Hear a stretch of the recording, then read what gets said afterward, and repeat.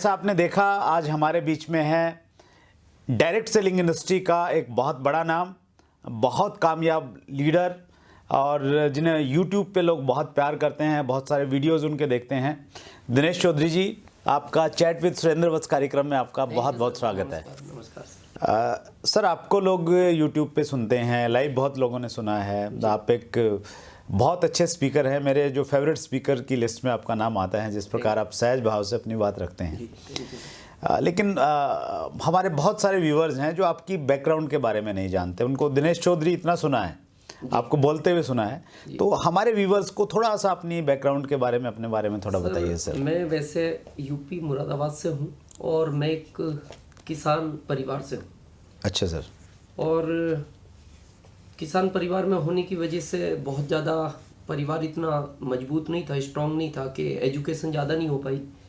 काफ़ी प्रयास भी किया और मैं 10th भी कंप्लीट नहीं कर पाया। अच्छा, हाँ। क्या बात कर रहे हो आप? हाँ। आपको इस वेशभूषा में कोई देखेगा तो ये यकीन नहीं करेगा। नहीं सर, ये कमाल इस सिस्टम का है, इस इंडस्ट्रीज ने।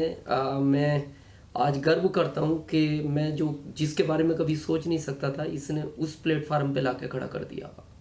और इसके पहले मैं इस सिस्टम, इस इंडस्ट्रीज के बारे में कुछ नहीं जानता था। तो मैं पहले बड़ा शरीर से भी वीक था, तो मेरे पिता ने कहा कि भाई खेती करो फिर। तो मेरी माँ ने कहा ये तो वैसे ही खत्म हो जाएगा खेती में, अच्छा। स्ट्रॉन्ग ही नहीं है। हाँ। तो फिर मैं जॉब के लिए MP आ गया।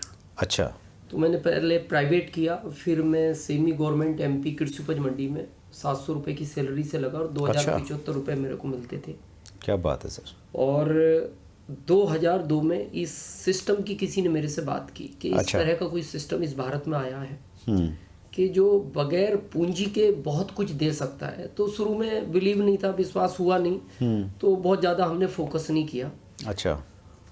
और एक्सीडेंटल क्या हुआ कि मैं अपने जॉब के लिए जा रहा था, तो इस कॉन्सेप्ट की कोई किसी से बात कर रहा था कि यार इस तरह के कोई सिस्टम आए हैं भारत में। तो मैंने उसको पूछा यार इसकी पूरी जानकारी कैसे मिल सकती है। अच्छा। तो उसने कहा इसका एक प्रोग्राम है, एक मीटिंग है, इसका एक एजुकेशन सिस्टम है, वहाँ आप चलो। 26 जुलाई 2002 की बात है। तो मैंने उनसे कहा आप आओगे? बोले हाँ मैं भी आऊँगा। लेकिन जब मैं वहाँ पहुँचा तो वो नहीं थे। अच्छा। हाँ। और उस समय शुरुआत थी शायद इंडिया में, तो वहाँ 8 व्यक्ति पहले थे, 9वां में था और 10वां कोई आया नहीं। अच्छा। अच्छा, जिसने बुलाया वो भी नहीं आया। अच्छा। हाँ। और आश्चर्य इस बात का वो आज तक नहीं आया। क्या बात कर रहे हैं। हाँ। लेकिन जब इस कॉन्सेप्ट को, बहुत सीरियस तो नहीं था, लेकिन थोड़ा सा ये लगा कि 2075 है और इससे कभी 500-700 एक्स्ट्रा इनकम आने लगे पर मंथ, तो अपने लिए बहुत बड़ी बात है। और अच्छा। इसी सोच के साथ मैंने इसको स्टार्ट किया। मतलब एक एक्स्ट्रा इनकम का जरिया मिल जाए तो इसमें काम करना चाहिए। 500-700। अच्छा, वो भी बहुत बड़ा टारगेट नहीं था। उस समय ऐसा कुछ ना तो इस इंडस्ट्री के बारे में पता था और ना कभी कुछ समझा था। तो बात तो सुनते थे ऐसा करती है, लेकिन अपने को इतना बिलीव नहीं था कि ऐसा करती है, क्योंकि हमारा शुरुआती सफर था। हाँ हाँ। लेकिन जब हम इससे जुड़े रहे, इसकी थोड़ी एजुकेशन ली, तो पहले तो हम पार्ट टाइम करते रहे शुरू के 3 साल तक। और फिर जब हमें पता लगा कि ये इंडस्ट्री एज ए कैरियर करने की है और फ्यूचर है इसमें, तो फिर हमने जॉब को रिजाइन देके फिर इसमें हम फुल टाइम आ गए। वो कौन सा समय था, वो ऐसी क्या चीज़ थी जब आपने ये डिसाइड किया कि नहीं अभी पार्ट टाइम नहीं करना है, इसको फुल टाइम करना है? सर, इसमें 2 चीज़ हैं कि जब आपको इस सिस्टम पे ये पूरा भरोसा हो जाए कि भाई ये सिस्टम ताकतवर है, और सेकंड आपको अपने ऊपर हो जाए कि आपका कोई साथ देना दे और आप करोगे, तो उस समय आप डिसीजन ले सकते हो। अच्छा। और डिसीजन में ये होता है कि हम ज़्यादातर भारत में एक एवरेज है, मैं जिसको बोलता हूँ, लोग यहाँ रायचंद बहुत है। मतलब ये कह सकते हैं होलसेल में पाए जाते हैं। हाँ। आप जिससे दोगे अलग अलग राय देगा। ठीक। अब यहाँ माइनस पॉइंट जो मेरे को लगता है, ये कह सकते हैं ये एजुकेशन का भाव, कि हम उन लोगों से ज़्यादातर डिसीजन लेते हैं कि जिनको उस चीज़ का ही नॉलेज नहीं है। हाँ। अगर हमें एक अच्छा डॉक्टर बनना है, हमें एक अच्छे डॉक्टर से मिलना चाहिए। एक अच्छा वकील बनना, हमें एक अच्छे वकील से मिलना चाहिए। बिल्कुल सही। इस इंडस्ट्रीज में बड़ा होना है तो हमें उससे मिलना चाहिए जो इस सिस्टम में पहले से सफल हो चुका है। हाँ। या सफलता की ओर चल रहा है। बिल्कुल सही है। हम जाके अपने पड़ोसी को पूछते हैं, या मान लो हमें एक डॉक्टर बनना है, बाहर जाके एक ऑटो रिक्शा वाले को पूछे भाई एक डॉक्टर बनना है, वो कहता है रिक्शा चलाओ पागल हो। सही है। तो उसको नॉलेज ही नहीं है। हाँ क्योंकि मेरे को इस चीज पे एक बात याद आती है, और मैं ये भारत में एक यंग जनरेशन को ये संदेश भी देना चाहता हूँ, जी प्लीज। जब भी कोई काम करें डिसीजन आप अपना लें। अच्छा। आपका दिल कहता है ये काम नहीं करना, तो दुनिया भी कहे उस काम को नहीं करना। आपका दिल कहता है करना है, तो दुनिया भी मने करे, तो आपको नहीं रुकना चाहिए। अच्छा। क्योंकि मैं इसका प्रैक्टिकल साक्षात उदाहरण हूँ। मेरी माँ यूपी रहती हैं, कभी स्कूल में नहीं गई, अनपढ़ हैं, तो मैंने उनको पहला फ़ोन किया, माँ मैं जॉब छोड़ रहा हूँ। अच्छा। तो वो बहुत नाराज हुए, बोले तुम पागल हो गए, जॉब के लिए तुम्हें वहाँ भेजा और जॉब छोड़ रहा है। अच्छा। मैंने कहा मैं एक बिजनेस करूँगा। कहाँ से आया तुम्हारे पास इतना पैसा बिजनेस करने? जी जी। मैंने कहा माँ बगैर पैसे का बिजनेस है। अरे बोले बेटा तू कैसी बहकी बहकी बातें करता है, तेरे को किसी ने जादू टोना करा दिया। अच्छा। मैं तेरे भाई को भेजती हूँ, घर लेकर आएंगे, तेरा झाड़ी फूकनी कराएंगे। अच्छा। और अच्छा हो जाएगा तो जॉब पे छोड़ देंगे, नहीं तेरे को गाँव में रखेंगे। मैंने ओके माँ। मैंने सेकंड फोन लगाया मेरे छोटे भाई को जो दिल्ली रेलवे पुलिस में, और हमारे परिवार में सबसे पढ़ा लिखा वही है। अच्छा। तो मैंने कहा भाई नौकरी छोड़ दे, मैं भी छोड़ रहा हूँ। अच्छा। वो बोलता दोबारा करो, क्या कहा? मैंने कहा नौकरी छोड़ दे, मैं भी छोड़ रहा हूँ। बोले पागल हो गए तुम? मैंने कहा एक बहुत अच्छा कॉन्सेप्ट आया है इस भारत में, अभी तक नहीं था, आउट ऑफ इंडिया चलता है ये बहुत समय से। तो उसने कहा क्या होगा इससे? मैंने कहा लाइफ बदल जाएगी हमारी, तुम्हारी, परिवार की, गांव की, समाज की, देश की। ये इस तरह का कॉन्सेप्ट है कि ये सब कुछ देता है। तो उसका रिपीट में जवाब था, भाई साहब आपकी कोई गलती नहीं है, कम पढ़े लिखे लोग ऐसा ही करते हैं। अच्छा, टोंट किया उन्होंने। हाँ। तो फिर मैंने तीसरा फोन मेरे फूफा जी को लगाया, जो हमारे परिवार में सबसे एजेड है। अच्छा। और हम भारत वाले लोग यही करते हैं कि हमें जब कुछ बड़ा काम करना होता है, हम उस व्यक्ति से जरूर लेते हैं जो हमारे परिवार में या रिश्तेदारी में सफल है। हाँ बिल्कुल तो सही। वो बहुत सफल हैं, क्योंकि उनके 2 बेटे हैं, दोनों अमेरिका, एक इंजीनियर एक डॉक्टर है, और वो कांस्टेबल से लगे और डीआईजी रैंक से रिटायर्ड हुए। अच्छा। तो जब मैंने उनको फोन लगाया तो मेरे को उन्होंने पुलिस स्टाइल में बात की। अच्छा।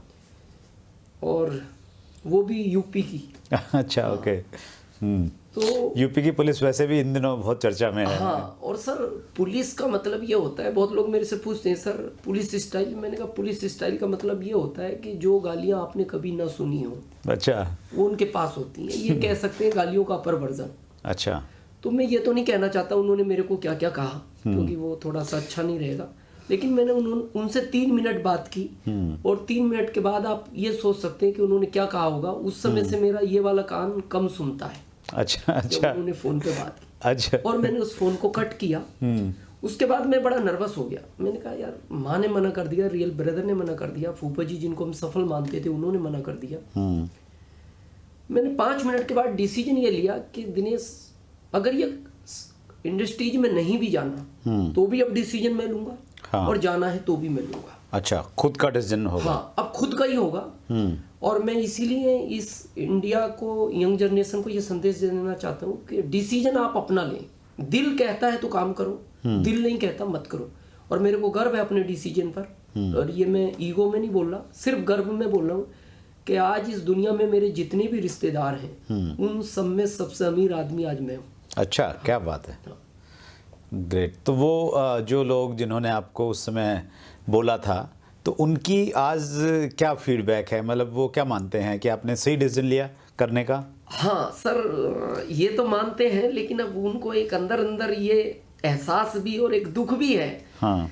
कि यार हमने इसको तो गलत डिसीजन दिया, लेकिन हमने इस इंडस्ट्रीज के बारे में क्यों नहीं सोचा। और क्योंकि ये कॉन्सेप्ट कहता है कि आप 5 से 7 साल बहुत सीरियस होके फिर आपको इसी तरफ ध्यान देना है, किसी से बात नहीं करनी। राइट। और मेरे को गर्व है उस डिसीजन पे कि तब वो लोग मेरे से मिलना नहीं चाहते थे, और आज वो वेटिंग में है कि यार एक बार तो मिलो, कहाँ मिल सकते हैं। अच्छा, नहीं ये बहुत खूब सर। ये इंडस्ट्री मतलब न आपको पैसा देती है, अभी तो मैं इसको मानता हूँ कि एक कंप्लीट पैकेज है। Yes, yes. जहाँ पे आपको पैसा भी है, आपको रिकॉग्निशन है, टाइम फ्रीडम है, सिक्योरिटी है, घूमने फिरने के मौके हैं, मतलब जो एक व्यक्ति को चाहिए वो सारी चीज़ें यहाँ पे हैं। बहुत बढ़िया सर। सर देखिए, जैसा आपने विज़न की बातचीत की, यंगस्टर्स जो हैं, हमारी जो यंग जनरेशन है, वो बहुत सारे लोग बड़े उत्साहित हैं, हम लोग देख रहे हैं। वो हमारे चैनल में भी बहुत अच्छे से अपने कमेंट डालते हैं, क्वेश्चन भी पूछते हैं जी। तो उनको आप क्या संदेश देना चाहेंगे? वो कहीं ना कहीं, क्योंकि जब एक बच्चा जो अभी पढ़ाई कंप्लीट की है या पढ़ रहा है, तो वो जब बिज़नेस की बातचीत करता है, ऐसे बिजनेस की बातचीत करता है जिसको अभी देश में उस प्रकार की सामाजिक मान्यता नहीं है, दूसरे कॉम्प्लिकेशंस हैं कई सारे, तो उस समय वो बड़ा भ्रमित रहता है कि करूं नहीं करूं, क्या करूं। तो हमारे युवाओं को आप क्या संदेश देना चाहते हैं? सर मैं ये कहना चाहता हूँ, ये इंडस्ट्री बहुत बड़ी है, इसको समझने में टाइम लगता है जी। और मेरे को इस इंडस्ट्री में 17 साल हो गए, मैं 17 साल से हूँ। मेरे को एक ही चीज़ का थोड़ा सा एहसास और दुख भी कह सकते हैं कि भारत का व्यक्ति इच्छा में काम नहीं करता, ये हमेशा मजबूरी में काम करता है। अच्छा। हाँ, जब इसके सारे रास्ते, ये सब दूर प्रयास करेगा, जब सारे रास्ते बंद हो जाते हैं तब फिर ये कहता है आप जो कहना चाह रहे थे अब बताओ। अच्छा। और मेरा ये मानना है कि जब आदमी को प्यास लगती है तब कुएं नहीं खुदते। सही। कुआं उस समय खोदना चाहिए जब आपको प्यास ना हो। और ये इंडस्ट्रीज आने वाले टाइम में इसमें कोई डाउट भी नहीं करना चाहिए कि ये जिस तरह भारत में ये कॉन्सेप्ट अभी उभर रहा है, ये इंडस्ट्रीज आगे बढ़ रही है, आने वाले टाइम में इससे हर जगह सामाजिक मान्यता हो या जो भी, वो सब कुछ मिलेगा। राइट। क्योंकि 17 साल में बहुत बड़ा बदलाव आया। जहां लोग इस पे पहले बिलीव ही नहीं करते थे, इसको देख के हंसते थे, पहले लोग इसको ये मानते थे कि ये उन लोगों का काम है जिसके पास कोई काम नहीं है।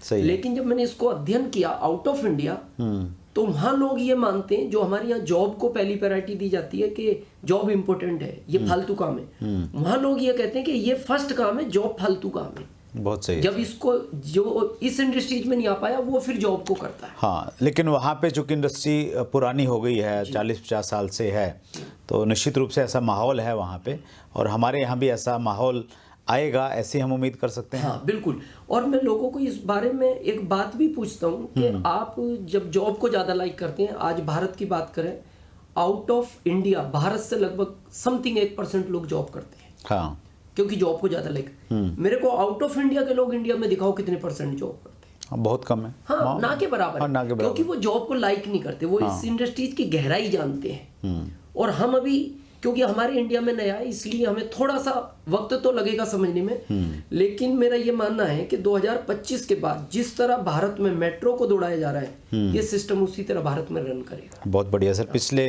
एक एपिसोड में हमारे साथ में बिजोन मिश्रा सर हैं, जो इंटरनेशनल कंज्यूमर पॉलिसी एक्सपर्ट हैं जी। तो उन्होंने भी ये विज़न दिया कि अगर आप यूएस और चाइना से कंपैरिजन करेंगे तो इंडिया में डायरेक्ट सेलिंग अभी है ही नहीं, कुछ वॉल्यूम ही नहीं है, तो ये बहुत तेज़ी के साथ में बढ़ेगा। तो आपने भी उस पर मोहर लगाई है। सर मैं एक चीज़ जानना चाहता हूँ, यहाँ पे जब एक व्यक्ति उतर जाता है काम में, पूरे कॉन्फिडेंस और विज़न के साथ में वो काम कर रहा है, और चूँकि बिजनेस लीडरशिप ड्रिवन है, एज ए लीडर आपको काम करना होता है, तो एक अच्छा लीडर बनने के लिए एक व्यक्ति को क्या करना चाहिए? क्या ऐसी चीज़ हो उसके अंदर में कि वो एक अच्छा लीडर बन जाए आगे जाके? सर इस कॉन्सेप्ट में क्या है, इसमें दो चीज़ काम करती हैं सर। एक समझना और एक समझाना। पहले तो आपको समझ होनी चाहिए उस कॉन्सेप्ट की, उस सिस्टम की, उस इंडस्ट्री की, फिर आपको समझाना है। और क्योंकि ये मल्टीपल कॉन्सेप्ट है, तो इसमें कम समय में अमीर बनने के ज़्यादा चांस रहते हैं, और ऐसे कई एग्जाम्पल हैं इस दुनिया में। होता क्या है, मैं कई बार लोगों से पूछता हूँ कि कॉन्सेप्ट बहुत ईजी है, करना कुछ नहीं, आपको अच्छा रहना है, अच्छा लोगों से बात करना है, लोगों को समझाना है, तो ये इजी है। लेकिन थोड़ा सा मुश्किल भी है भारत में। क्यों? क्योंकि भारत के लोगों को समझाना है। अच्छा। हाँ। ठीक है। तो ये कॉन्सेप्ट है समझने और समझाने का। अब इसमें क्या होता है लीडरशिप में कि आप किसी से बात करने गए, ये कॉन्सेप्ट बहुत उतार चढ़ाव का है शुरू में, 5 से 7 साल, बड़ा अप डाउन करता है, और ये प्राकृतिक का नेचर भी है, इस पर भी हम बात करेंगे। अब अप डाउन क्यों करता है, कब अप करेगा कब डाउन करेगा। जब इस इंडस्ट्रीज की आप किसी से बात करने गए और आपने उसको अच्छे से समझा दिया, तब ये सिस्टम अप करता है। अच्छा। और जब आप ये कॉन्सेप्ट किसी को समझाने गए, उसने आपको समझा दिया, अच्छा, तब ये डाउन करता है। अच्छा, ठीक। और ये चलेगा, ये प्राकृतिक का नियम है। आप देखो जब ईसीजी की रिपोर्ट आप देखते हैं, हाँ। वो अप डाउन में है। हाँ बिल्कुल सही है सर। जैसे आपके घर में या किसी के घर में कोई भी हॉस्पिटलाइज हुआ और आदमी घबरा जाता है, सर ये बाथरूम में गिर गया, हाँ। और हम घबरा गए, तो वो जब उसको एक टीवी से कनेक्ट करता है और जब वो लाइनें अप डाउन होती हैं, हाँ। तो डॉक्टर कहता है रिलैक्स, बिल्कुल ओके है, क्यों घबरा रहे हो? बोले नहीं सर हम तो बहुत घबरा गए। बोले देखो ना कितना अप डाउन हो, ये अच्छा। बिल्कुल सही चल रहा है। हाँ। और आप इसी को देखते रहना। हाँ अच्छा। अगर ये लाइनें अप डाउन है हाँ तो आपको ठीक चिंता है करने मतलब। की जरूरत नहीं है। मैं शाम को फिर वापस आऊंगा एक बार देखने। अच्छा। और जब 5 बजे आता है वो पूछता है कैसा रहा, बोले नहीं सर, बोले रिलैक्स, और बोले अभी मेरी ड्यूटी ऑफ हो गई, मैं घर जा रहा हूँ। और रात भर आप टीवी देखते रहना। अगर ये लाइन अप डाउन है तो आपको ज्यादा टेंशन नहीं लेना। हाँ, कभी रात में ये लाइन सीधी हो जाए तो फिर मेरे को फोन मत लगाना, घर ले जाना। अच्छा। हाँ। तो हम अपनी लाइफ में चाहते हैं कि सब स्टेबल हो जाए, तो ये तो प्राकृतिक का नियम है कि ये किसी साइंटिस्ट के माइंड में उसने डाला ऊपर अच्छा। वाले ने कि इस लाइन को आप ऐसे बनाओ राइट सर।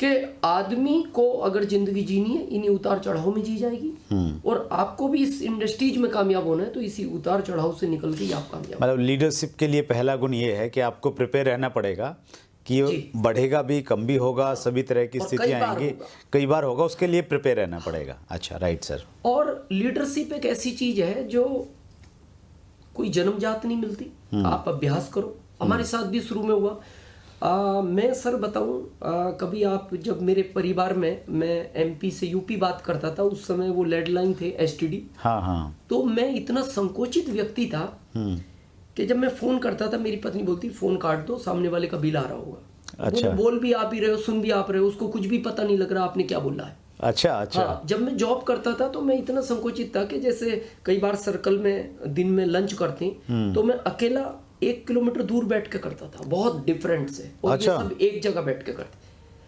और जब मैं इस कॉन्सेप्ट में आया तो मेरे को लगता था, मेरी पत्नी बोलती थी आप इसमें कैसे जाओगे, ये तो लीडरशिप का बिजनेस है, यहाँ तो स्टेज से बात करनी पड़ेगी लोगों को सब। मैंने कहा अपना वहां तक का ड्रीम ही नहीं है। अच्छा। अपन 200-500 मंथली के लिए आए, प्रोडक्ट्स आएगा, करेंगे जो भी होगा। हाँ। लेकिन जब धीरे धीरे मैं इस इंडस्ट्री से जुड़ा और मेरे को लगा कि हो सकता है लोग कर रहे हैं, और मैं गया भी, और मैं नीचे बैठ के, हर आदमी को ऐसा लगता है यार बड़ा इजी है स्टेज पे जाना, कुछ नहीं, माइक हाथ में लेना है, क्या बताना है, मेरा ये नाम, ये काम, ये इनकम। पर वो तो जब वहां पहुंचते हैं तब पता लगता है क्या होता है। अच्छा। तो हम देख रहे थे लोगों को, यार 3 चीजें, कोई बात नहीं। जब पहली बार हम स्टेज पे गए, हम उठे तो 3 चीज माइंड में थी, लेकिन उठते ही हम एक चीज भूल गए। तो हम सोच रहे यार एक कहाँ गई, फिर हमने कहा 2 तो है, 2 बताएंगे। अच्छा। जब हम स्टेज पहुंचे और माइक हमारे सामने आया, फिर हम एक भूल गए। अच्छा। तो सामने वाले ने हमारे सामने माइक किया, बोले आपका नाम बताएं। मैंने कहा कृषि उपज मंडी रतलाम। अच्छा अच्छा। तो लोग हंसे, तो हमें अच्छा लगा। मैंने कहा यार फर्स्ट टाइम में बड़ा अच्छा बताया। अच्छा। पर जब हम घर पहुंचे तो हमें लगा यार वो तो अपना काम था, नाम नहीं था, ये तो सब गलती हो गई। क्या बात है। लेकिन आज मैं सर बहुत जिम्मेदारी और विश्वास के साथ कह सकता हूँ कि अगर मेरे जैसा व्यक्ति इसमें उस लेवल तक एज ए लीडर पहुंच सकता है, तो भारत का हर बच्चा उस स्टेज तक पहुंच सकता है। बहुत बढ़िया सर, बहुत खूब। मतलब घबराने की जरूरत नहीं है, कम बोलते हैं, हेजिटेशन है, घर वाले कह रहे हैं तू क्या करेगा, कहा मेरी पत्नी ने, बोले ये कॉन्सेप्ट आपके लिए तो काम ही नहीं करेगा। चलिए बहुत उत्साहवर्धक बात आपने हमारे व्यूअर्स को बताई। सर इस बिजनेस में चूँकि आपकी जो बैकग्राउंड है, आपने बताया कि आपने 10th क्लास पास किया था या नहीं किया? नहीं हुआ था। तो उसके बाद में क्या यहाँ पे इस बिजनेस में आने के बाद में एजुकेशन की ज़रूरत है कि हाँ यहाँ पे आने के बाद आपने कुछ सीखा? हाँ सर, मतलब मैं ये गर्व के साथ भी कहता हूँ कि आज एक 10वीं फेल लड़का भारत में पढ़े लिखे लोगों को इस इंडस्ट्रीज की एजुकेशन देता है, ये मेरे को अपने आप पे गर्व है। और वो सब मेरा यहीं हुआ। अच्छा, यहीं से सीखा? हाँ, मैं जहां तक भी पहुंचा, पहनना, क्योंकि पहला मेरा पहनने का स्टाइल भी अलग था, हमेशा स्लीपर, आस्तीन, ऊंची नीची, बड़ा अटपटा रहता था। सब कुछ यहीं से सीखा, और एजुकेशन इसका सबसे मस्ट पार्ट है। अच्छा। अगर हम एजुकेशन को इग्नोर करेंगे तो इस सिस्टम में हम कभी भी सफल नहीं हो सकते। लेकिन हमारे साथ होता क्या है, हम भारत के व्यक्ति, क्योंकि पहले से हम इतना सीखे हुए हैं कि आगे जाने की गुंजाइश नहीं है। सही, भरे हुए हैं, पूरा भरे हुए हैं, फुल है एकदम। इस पर मेरे को एक बात याद आती है, मैं लोगों से पूछता भी हूँ। एक क्लास चल रही थी, एक टीचर क्लास में आए, उन्होंने बच्चों को कहा, बच्चों सत्य और ब्रह्म में क्या अंतर है? अच्छा, सत्य और ब्रह्म ब्रह्म में क्या अंतर है जी? तो एक लड़के ने हाथ खड़ा किया, सर मैं बताऊं? बोले बताओ। बोले सर आप पढ़ा रहे हो ये सत्य है और हम पढ़ रहे हैं ये आपका ब्रह्म है। अच्छा अच्छा अच्छा। ऐसे ही इस इंडस्ट्रीज में बहुत लोग इन्वॉल्व होते हैं, बैठते हैं, समझते हैं, लेकिन वो भी वहाँ यही समझ के बैठते हैं सर आप इस सिस्टम की जानकारी दे रहे हो ये सत्य है और इस सिस्टम की हम जानकारी ले रहे हैं ये आपका ब्रह्म है। हाँ, इसी एटीट्यूड में करते हैं काम। हाँ, तो इसको 5 से 7 साल इसकी एजुकेशन बहुत सीरियसली लेनी चाहिए। अच्छा, सीखना और अपने आप में बदलाव करके आगे बढ़ना। हाँ, ये इसका इम्पोर्टेंट पार्ट है। जब हम सीखने की बातचीत करते हैं सर, जैसे एक छोटा बच्चा होता है तो उसकी जो सबसे पहले टीचर हैं वो उसकी मम्मी और उसके पापा रहते हैं जी। तो वैसे ही हमारे बिजनेस में अपलाइन का जो रोल है वो पेरेंट्स वाला रोल रहता है कहीं ना कहीं। तो एक प्रॉब्लम अक्सर देखने को मिलती है कि अगर एक व्यक्ति की अपलाइन बहुत ज़्यादा एजुकेटेड नहीं है या उम्र में उससे कम है या उसका फाइनेंशियल जो स्टेटस है वो बहुत अच्छा नहीं है जी। तो उसको जर्नली लोग उतना महत्व नहीं देते, सीखने का एटीट्यूड उसके प्रति नहीं रखते। तो ऐसी स्थिति में क्या करना चाहिए? सर मेरा ये मानना है इस कॉन्सेप्ट में जो आपकी अपलाइन होती है as a guardians, as a father sir, वो आपसे एजुकेशन में कम हो सकता है, ज़्यादा हो सकता है। तो हम क्या मानते हैं कि यार ये हमसे एजुकेशन में कम है, ये हमें क्या सिखाएगा, ये गांव का है, हम शहर के हैं, हम इससे एज में ज़्यादा है, ये एज में कम है सर। लेकिन इस कॉन्सेप्ट में आपको पूरी दुनिया का नॉलेज आपके अपलाइन से ज़्यादा हो सकता है, लेकिन इस इंडस्ट्रीज का नॉलेज आपकी अपलाइन से आपको ज़्यादा है। राइट। तो आपको उसको फॉलो करना ही है। और जहां लोगों को ये लगा, और मैं कई बार लोगों से बात करता हूं कि अगर आपने अपलाइन की बात को हमेशा एज इट इज माना अपने सीनियर को सर, तो आपका नाम, आपकी इज्जत, सब कुछ क्रॉस कर सकती है। अच्छा। जैसे आप देखें इस दुनिया में भगवान राम के मंदिर हैं, यस। हनुमान जी के हैं, हनुमान जी के खूब हैं सर। भगवान राम से ज्यादा है। हाँ बिल्कुल सही है। राम जी के कम है। कृष्ण भगवान के हैं सर। अर्जुन के, अर्जुन का नहीं। एक भी मंदिर इस दुनिया में नहीं है। हाँ। पता है क्या कारण है? क्योंकि हनुमान जी की जो अपलाइन थी वो भगवान राम थे। हाँ सही है। कृष्ण भगवान की अर्जुन की अपलाइन कृष्ण भगवान थे जी, बिल्कुल। तो जो भगवान राम हनुमान जी को बोलते थे हाँ। तो वो उनकी बात में कोई किंतु परंतु नहीं लगा। हाँ। भगवान राम ने कहा ये करना, यस सर, जय श्री राम बोला और शुरू हो यस जाते थे। सर। लेकिन जब कृष्ण भगवान अर्जुन को कुछ बोलते थे वो उनकी हर बात में किंतु परंतु लगाते। अच्छा। कृष्ण भगवान बोलते इन पे तीर चलाओ, क्यों चलाएं, चलाना जरूरी है। अच्छा। आज ही चलाना पड़ेगा। अच्छा। वो बोलते हैं हम युद्ध में खड़े हैं, सर मेरे रिश्तेदार है ये, मैं कैसे चला सकता हूँ। हर बात में किंतु परंतु लगाया, एक भी मंदिर नहीं बना। अच्छा। लेकिन हनुमान जी को जब भगवान राम ने कहा यार लक्ष्मण जी को बाण लग गया और इसका उपचार उस पहाड़ पे एक बूटी है, जा सकते हो? Yes sir. अच्छा। ले आओगे? Yes sir. वो गए, जब उन्होंने वहां देखा यार इतना बड़ा पहाड़, इतनी सारी उस कलर की चीजें, क्या करना चाहिए? अपलाइन ने तो कहा लाना है। तुमने सोचा यार अपलाइन ने तो कहा था इतना करना है, इतना करना है, अपन ऐसा करो सभी ले चलो, जितना अपलाइन को चाहिए ले लेगा, बाकी छोड़ देगा। अच्छा। और वो लिया है। हाँ। और आज उसी का कारण है कि हनुमान जी के मंदिर उनकी अपलाइन से ज्यादा है। हाँ, मेरे ख्याल से विश्व में सबसे ज्यादा होंगे हनुमान जी के मंदिर। क्यों? क्योंकि उन्होंने अपने सीनियर की बात में कभी बट किंतु परंतु नहीं हुआ। जो यहाँ अगर ऐसा करेगा तो वो हर चीज में सबको क्रॉस कर सकता है। हाँ, मतलब अपलाइन जो भी हैं, जो भी उनका एजुकेशन बैकग्राउंड है उसको हमने फॉलो करना है। हाँ, उनकी बातचीत को मतलब बिल्कुल। हाँ, वो कहते हैं वो पत्थर की लकीर है। हाँ हाँ, हनुमान बनना है, अर्जुन नहीं बनना है। हाँ। बहुत बहुत अच्छा एग्जाम्पल आपने दिया सर। इस बिज़नेस में सर, जब हम लोग बिज़नेस में काम करते हैं, आगे बढ़ते हैं, तो आगे बढ़ते बढ़ते एजुकेशन की तो बातचीत आपने की जी।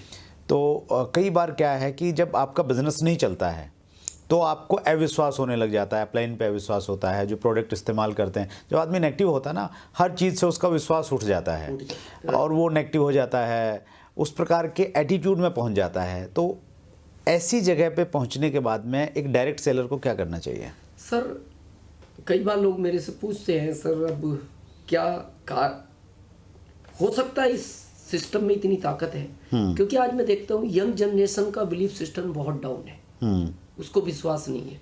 और एक एज भी होती है सर 30 तक, इसमें आदमी कई बार बहुत डिसीजन चेंज करता है, और विश्वास की कोई टैबलेट नहीं बनी। सबसे बड़ा चीज ये है कि किसी को खिला दो और विश्वास ही विश्वास हो जाए।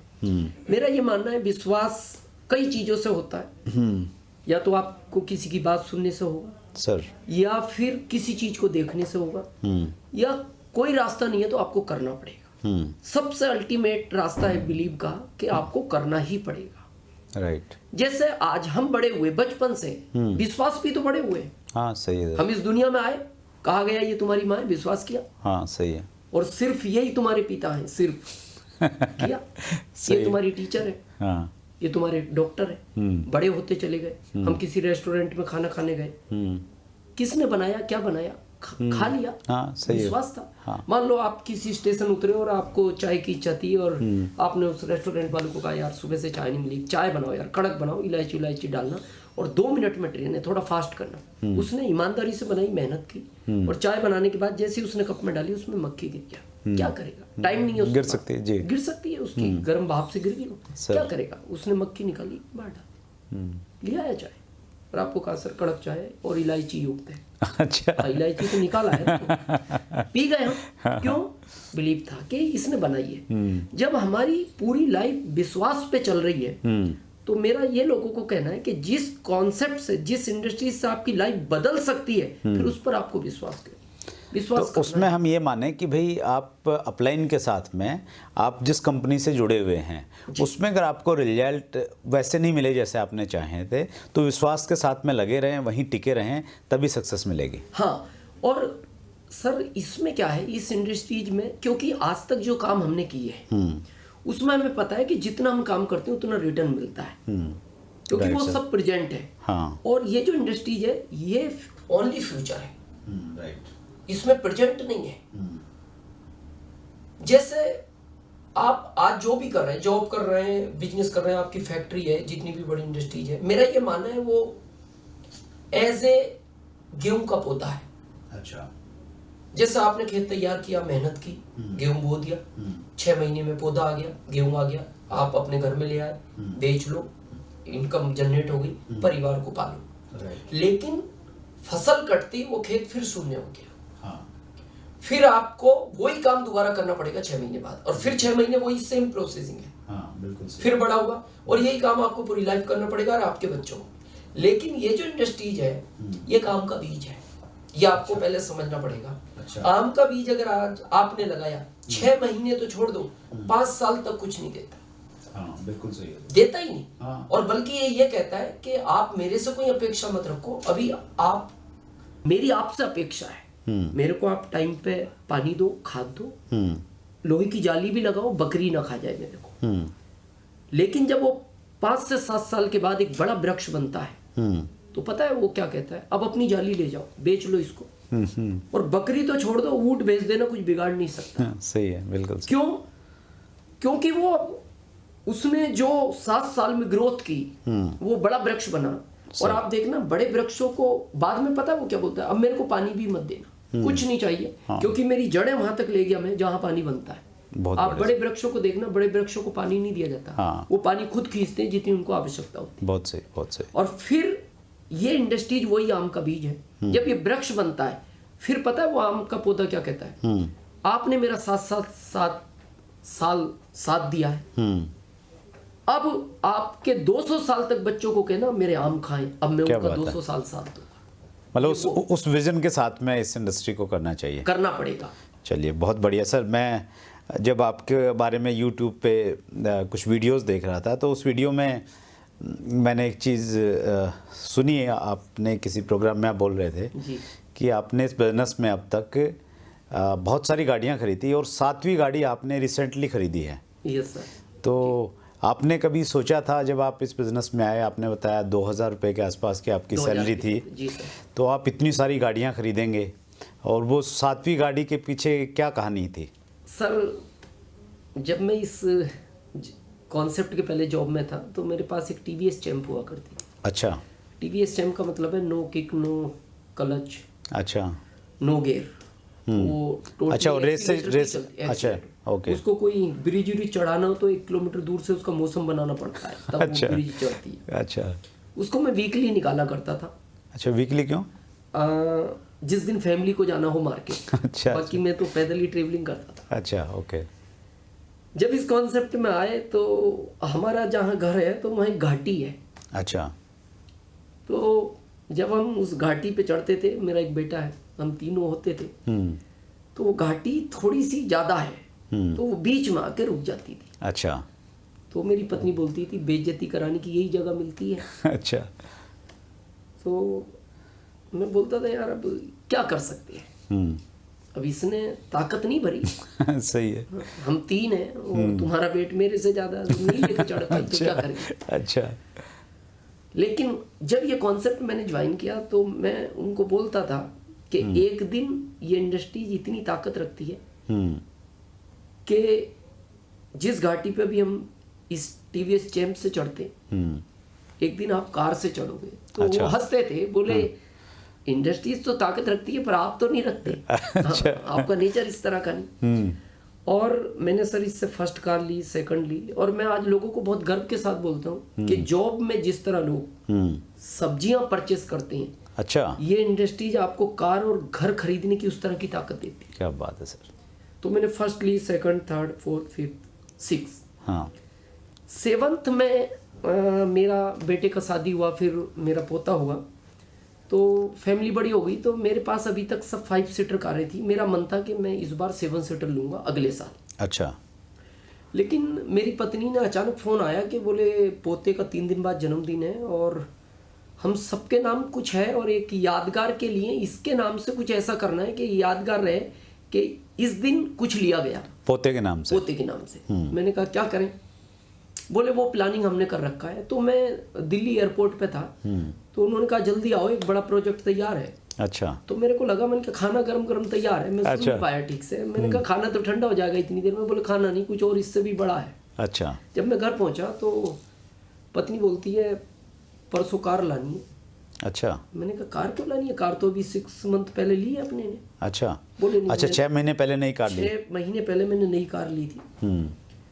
तो मैंने कहा कार तो अपना अगले साल का प्लानिंग है। बोले नहीं, मैंने आपको कहा था कि इस पोते के नाम से कार लेनी है और ये पोता ही पसंद करेगा वो ही लेनी है।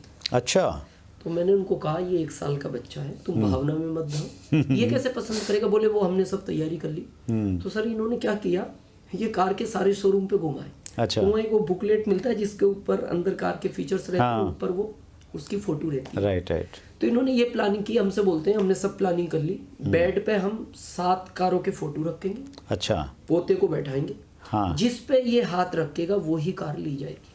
अच्छा, मैंने कहा ये बच्चा है, इन्हें सब पे घुमा दिया, क्या करेंगे। ये तो बच्चा है, ये ऐसे ही आया तो 7 की 7 लेंगे क्या? पंगा हो जाएगा। हाँ, बोले नहीं इतना हम भी समझते हैं, जिस पे पहले रखेगा। अच्छा, फिर भी मैंने बहुत समझाया, भावना में मत भाओ, आप जो कहते हो अपन वो ले लें, लेकिन इसके कहने से क्यों। बोले नहीं।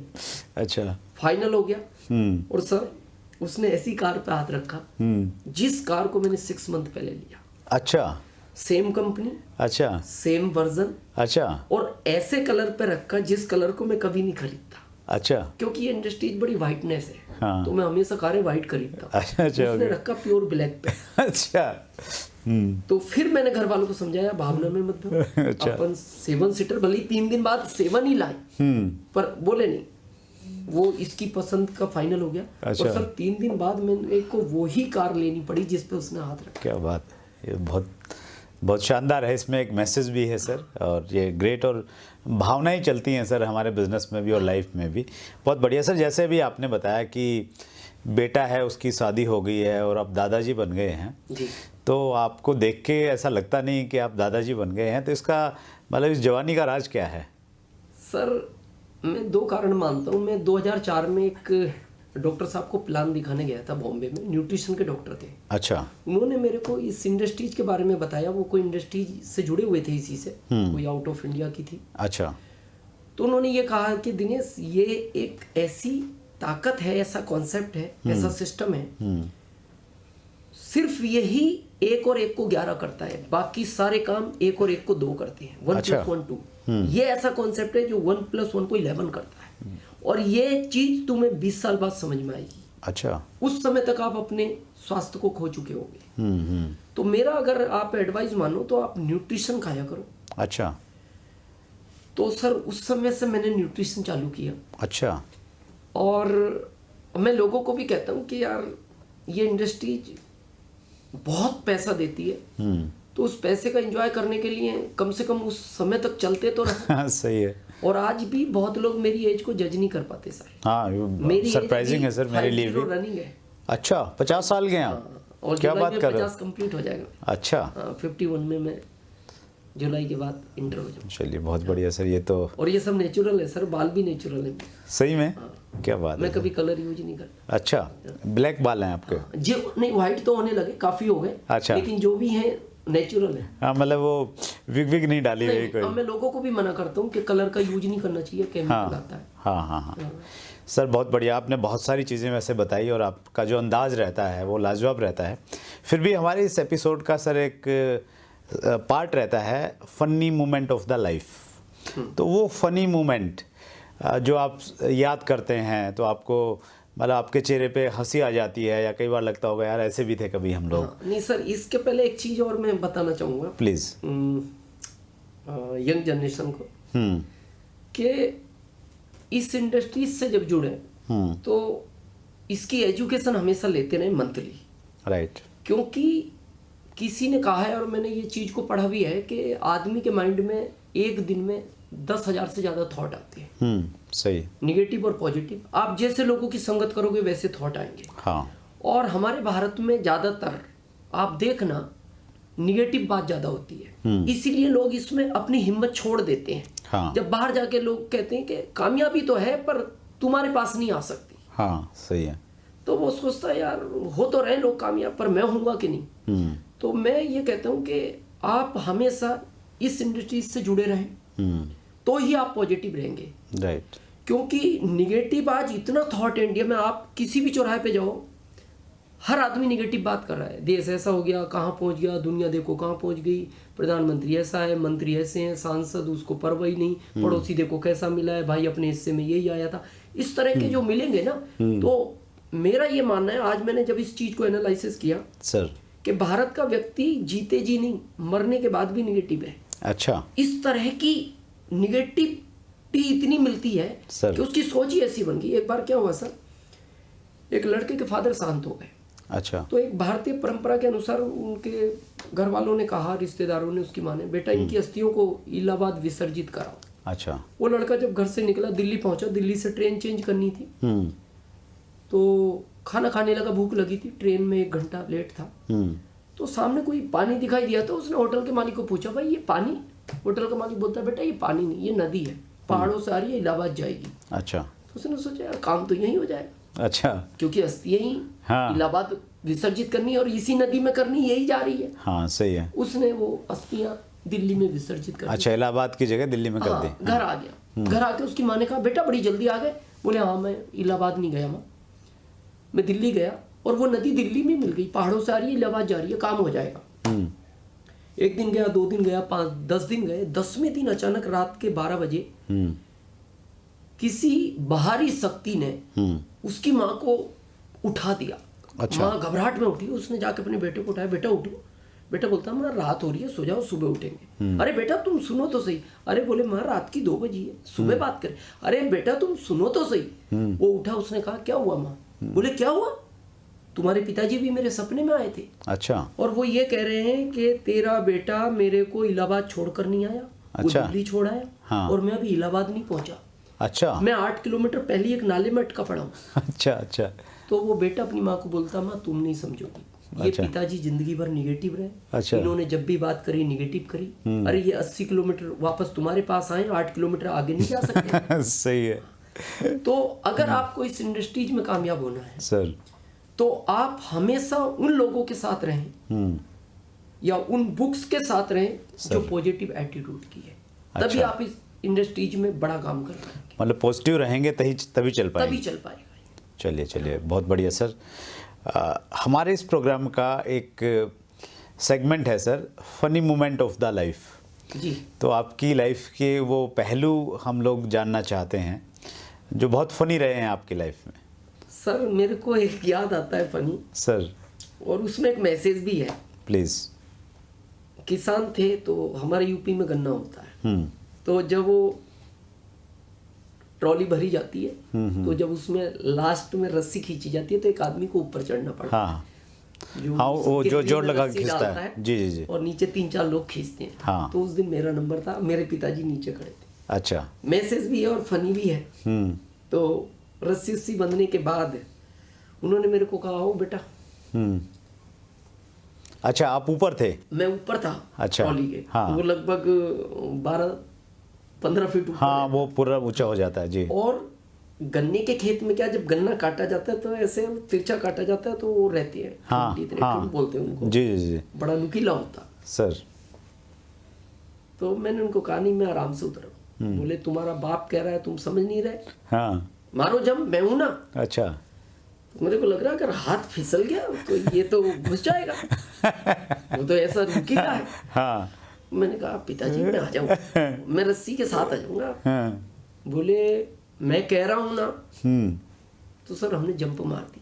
अच्छा। जंप मार दी, पिताजी हट गए।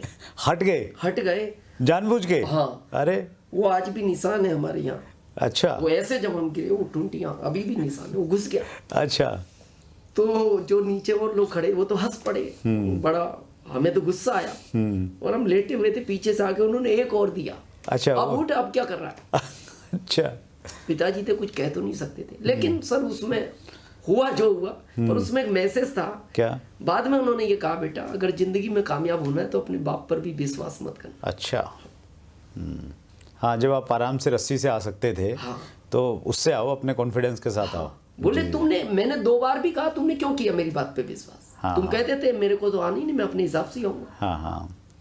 चलिए, बहुत बढ़िया सर, आपने बहुत अच्छा आपका कन्वर्सेशन रहा और आपने फनी मोमेंट में भी एक बहुत अच्छी एजुकेशन लोगों को दी। और वैसे तो आपका जो स्टाइल है सर, आपकी जो स्पीच रहती है, जो आपकी वीडियोस हैं, तो मैंने तो ये देखा कि हर 2 मिनट के बाद कोई ना कोई एक पंच रहता है आपकी बातचीत में। और वो आज हमारे व्यूवर्स भी उससे रूबरू हुए। आपने चैट विद सुरेंद्र वत्स के लिए टाइम दिया, हम बहुत आभारी हैं सर आपके। Thank you very much. ये थे श्री दिनेश चौधरी, रतलाम मध्य प्रदेश से, जो बहुत कामयाब शख्सियत हैं